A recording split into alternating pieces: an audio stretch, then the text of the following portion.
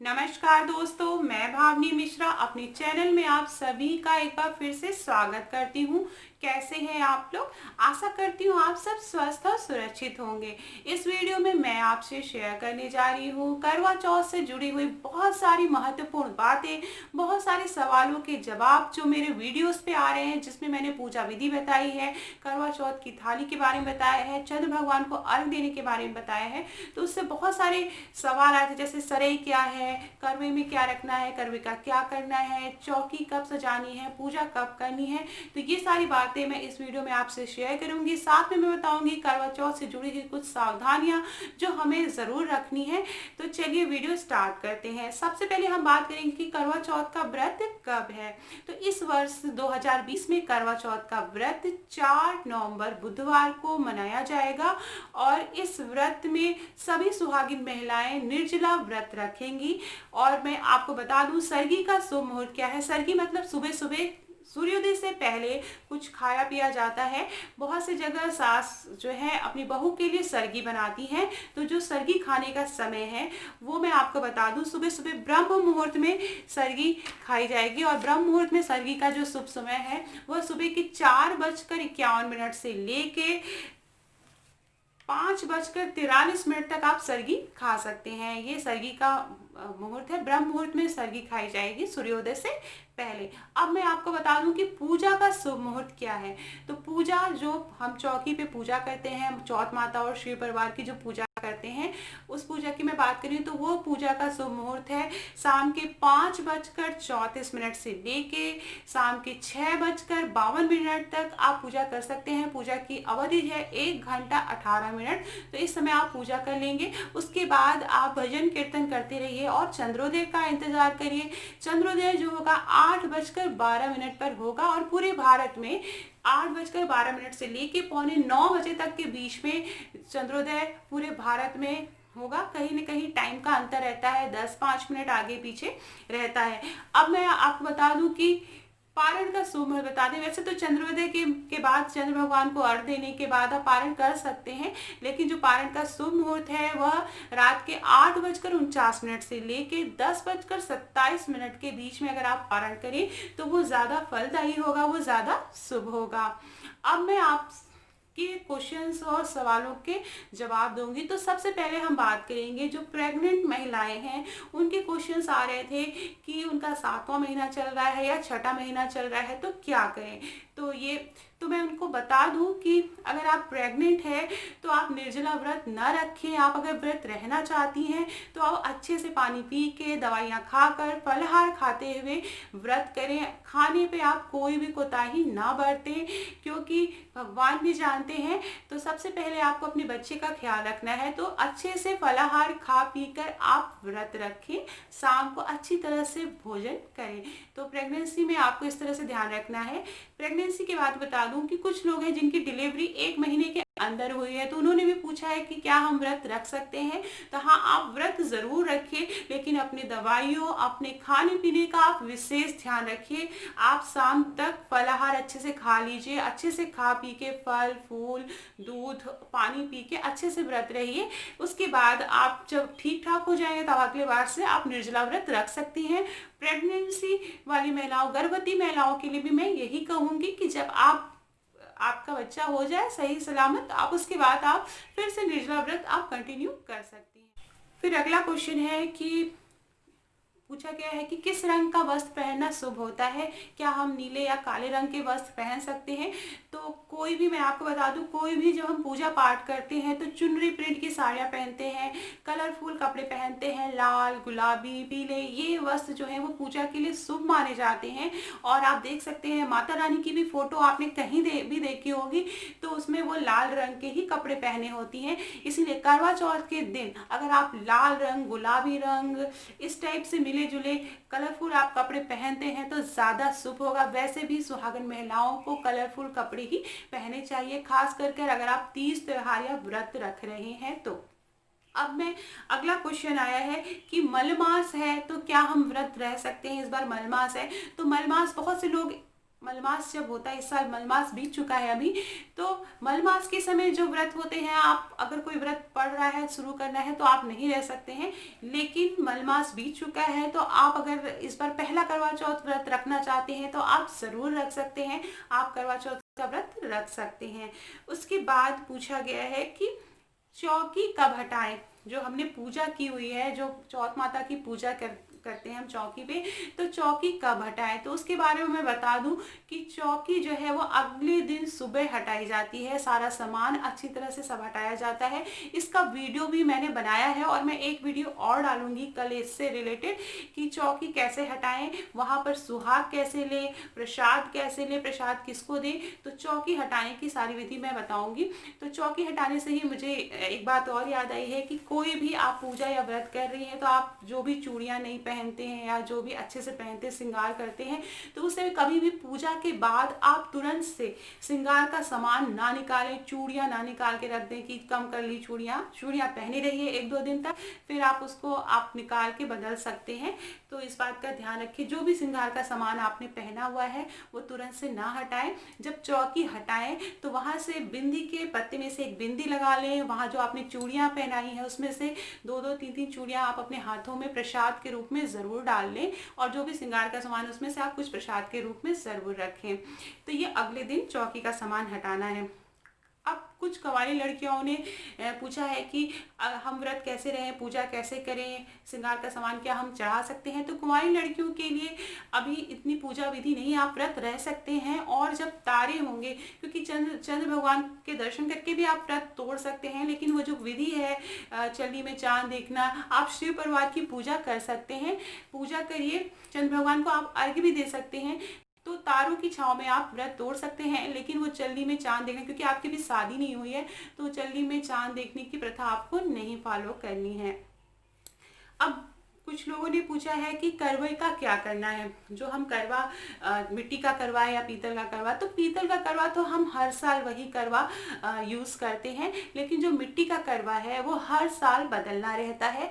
तो जो पुराना मिट्टी का करवा है, जैसे आपने जो करवा का पूजा कर लिया, तो जो मिट्टी का करवा है उसमें आप थोड़ा सा अन्न भर के आप कहीं पे भी रसोई में साफ सुथरी जगह बहुत संभाल के रख ले, करवा टूटने ना पाए, आपको ऐसी जगह रखना है। तो इससे ऐसा माना जाता है कि माँ अन्नपूर्णा का वास रहता है। इसी तरह जब करवा 1 साल पुराना हो जाए, जैसे हमने उसमें फिर नया करवा आ गया, फिर उसे हमें रखना है, तो पुराने करवे को आप अपने गार्डन में या कहीं गमले में आप कुछ पेड़ पौधे लगा के आप उसको यूज़ कर सकते हैं।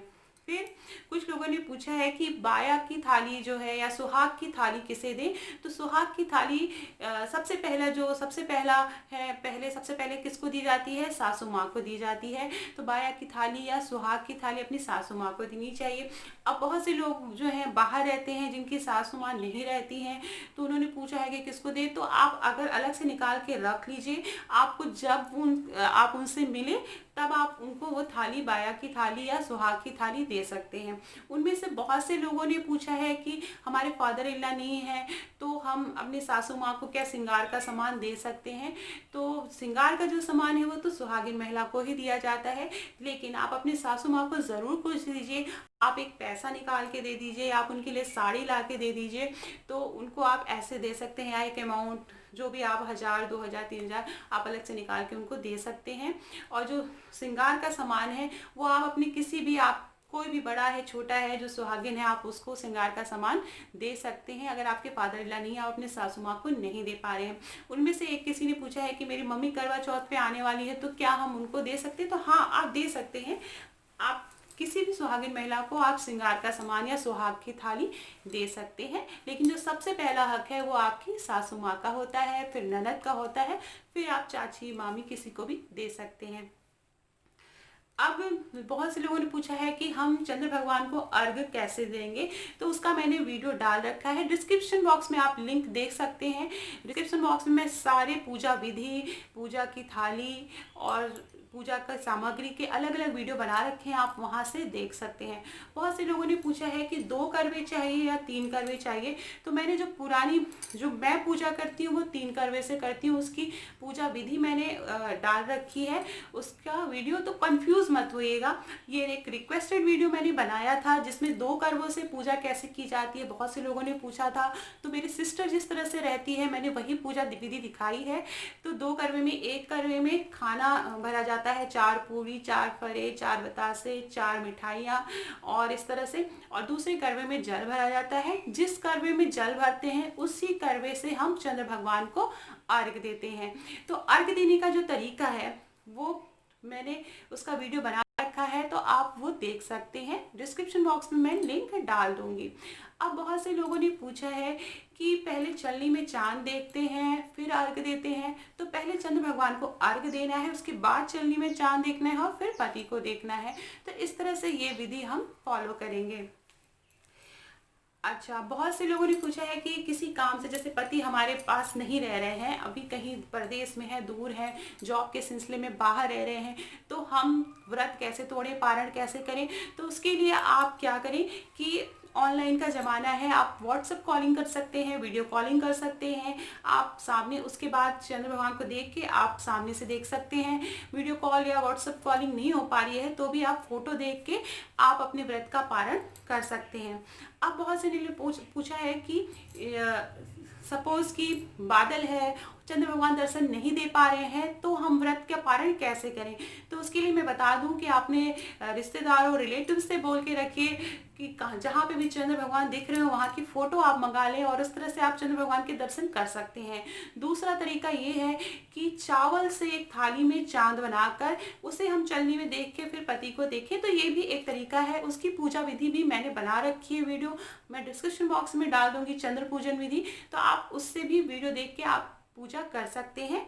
तो 2 तरीके हैं, आप फोटो मंगा लें और या फिर आप जो है चावल के आटे से आप एक गोला बना के उनको चंद्र भगवान मानकर उनको चलनी में देख के फिर आप अपने पतिदेव को देख सकते हैं। बहुत से लोगों ने पूछा है कि सरई क्या होती है, सरई क्या जरूरी है। तो मैं बता दूं कि इधर हमारे यूपी में सरई का विशेष महत्व माना जाता है। ये एक तरह की कुशा होती है जो आप अगर यूपी में रह रहे होंगे तो आप साइड में सड़क के किनारों पे आप देख सकते हैं, लेकिन जहाँ पे सरई नहीं मिल रही है तो कोई बात नहीं। वैसे भी मैं सारे वीडियो में बताती हूँ कि एक विधि होती है पूजा की, लेकिन उसमें से अगर कोई सामग्री नहीं मिल पा रही है आपको पूजा की तो कोई बात नहीं, आप ऐसे ही जो भी आपके पास संभव हो सके, जो भी आपकी यथाशक्ति हो, जो भी आप जुटा पाए, आप उसी में सच्चे मन से पूजा करें। क्योंकि करवा चौथ माता, भगवान शिव, माता पार्वती जो है वो श्रद्धा देखते हैं। पूजा की विधि तो है, लेकिन अगर आपको कोई सामान नहीं मिल पा रहा है तो आप उसके लिए जरा भी परेशान मत हो, आप एकदम सच्चे मन से पूजा कर लीजिए और चंद्र भगवान के दर्शन करिए। अब बहुत से लोगों ने पूछा है कि चावल के लड्डू अगर हम ना बना पाएँ या फरा ना बना पाएँ, पूड़ी ना बना पाएँ, बहुत सारा सामान जो होता है यूपी में बनाया जाता है, कढ़ी, चावल, बड़ा, फरा, बहुत सारी खीर, तो ये सारी चीज़ें ना बना पाए तो कोई बात नहीं, सच्चे मन से आप कोई भी एक प्रसाद भोग आप बना सकते हैं अपने हाथों से चढ़ाने के लिए, वही काफ़ी है।